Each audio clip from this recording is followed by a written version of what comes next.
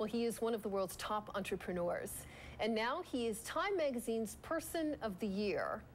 It says it is honoring Facebook founder Mark Zuckerberg for making the network a permanent fact of our global social reality. That's the quote there.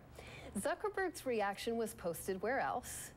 On his Facebook page, he wrote, "Being named as Time Person of the Year is a real honor and a recognition of how our little team is building." Yeah, right. Something that hundreds of millions of people want to use to make the world more open and connected. I'm happy to be a part of that. All right, well, the honor has refocused attention on just how fast Facebook has become a part of hundreds of millions of lives. But as Mary Snow reports now, it is also reminding people of some of the pitfalls of social networking. At 26 years old, Facebook founder Mark Zuckerberg is ending 2010 as Time Magazine's Person of the Year. He's the second youngest recipient. Time cites the reach of Facebook with some 500 million users connecting around the world. It's become so influential that a Stanford University psychology professor even teaches courses on it. It's changing the way we perceive boundaries around the world. Those boundaries aren't such big deals anymore. But there are two sides of Facebook. When people talk about Facebook, in one breath they talk about how cool it is, and in the next breath they talk about how they're worried about their privacy. Mark Rotenberg is president of the public interest research group Electronic Privacy Information Center. He says the personal information you choose to post is not just shared with your friends. For example, he says, Facebook doesn't sell data to advertisers, but it is a connector to them. A lot of people like the Washington Redskins, our football team. If you put down Redskins as one of your likes, an advertiser who's selling jackets for the Redskins will say to Facebook, display my ad on all the people's pages in the Washington area who say they like the Redskins. While many people probably aren't aware of how exposed they are, some say there's a shifting landscape in regards to privacy. People are becoming more comfortable with disclosure, and the younger you are, the more comfortable you seem to be with it. And I think it's a shift in our culture. The expectation is that Facebook will continue growing. And like him or not, it's been hard to ignore founder Mark Zuckerberg. Featured in the recent film, The Social Network, Zuckerberg was portrayed in a less than flattering light. Did I adequately answer your condescending question? At the same time, he got a lot of publicity after donating $100 million to the Newark, New Jersey school system. Mary Snow, CNN, New York. Okay, there's the nuts and bolts of it, right? But let's get a bit of a closer look at Zuckerberg and how Facebook has changed our world, our business lives, our personal lives as well. We are joined from New York now by Deanna Zandt. She is the author, Share This, How You Will Change the World with Social Networking. Deanna, it is so good to have you here. Let's start with your reaction to this. What do you think? Well, it's not surprising to me that they would go for Zuckerberg. And you look at what Facebook has done for the culture over just even the last year, let alone the last several years. Certainly, it's changed the way we're thinking about everything. I personally would have liked to them name Facebook or social networking the thing of the year, as they named in 1982. It was the computer was the machine of the year. Oh yeah. Putting it on Zuckerberg is a little bit, kind of dicey, I think. But he is an interesting personality, though, Deanna. Absolutely. I mean, Yeah, he is, and he's certainly innovated in a way that no other entrepreneur has to this point, as far as this field is concerned.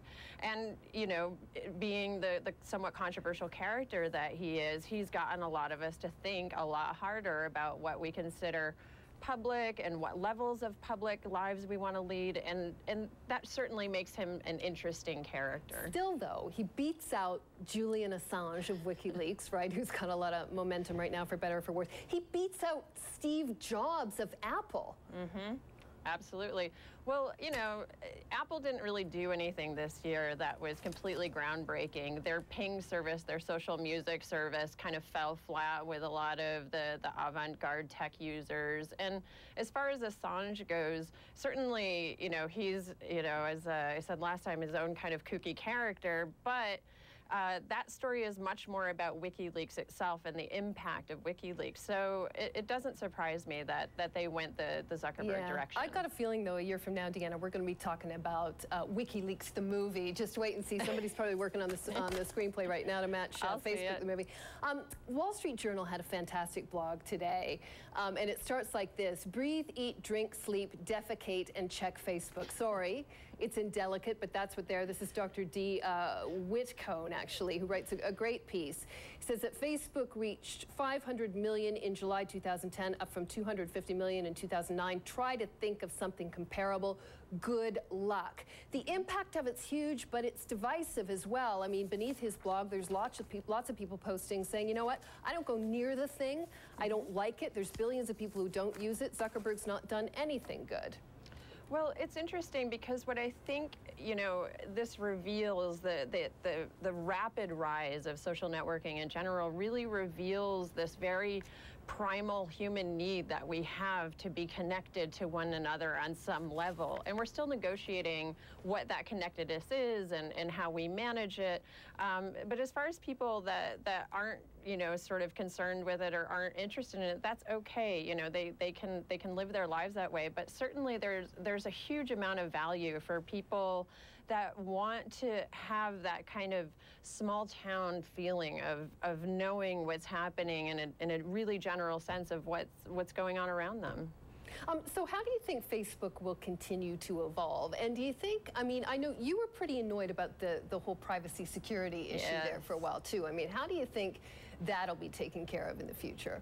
Well, it'll be an ongoing conversation, and certainly the pressure that a number of advocacy groups continue to put on Facebook has had some effect on at least getting them to clarify what their privacy controls are. I'm still very concerned with Zuckerberg's take that by default, people want to share their lives. That doesn't sort of account for a lot of people who have a good reason to hide themselves if they've, you know, been in abusive relationships, if they, you know, have a number of things that they need to be very careful about what they share online. So we do need to continue to have that conversation. I think we'll see in the coming months and years that Facebook becomes more integrated across the rest of the web and not just as a destination in itself. And I think that the ubiquity of mobile devices will also play a huge part in how Facebook takes part in our lives. Yeah. The computer chip implanted in our brain can't be far off, along with WikiLeaks, the movie, of course. All right, we got to leave it there. Deanna Zandt, thanks a lot. I appreciate it. Great, thank you. All right, let's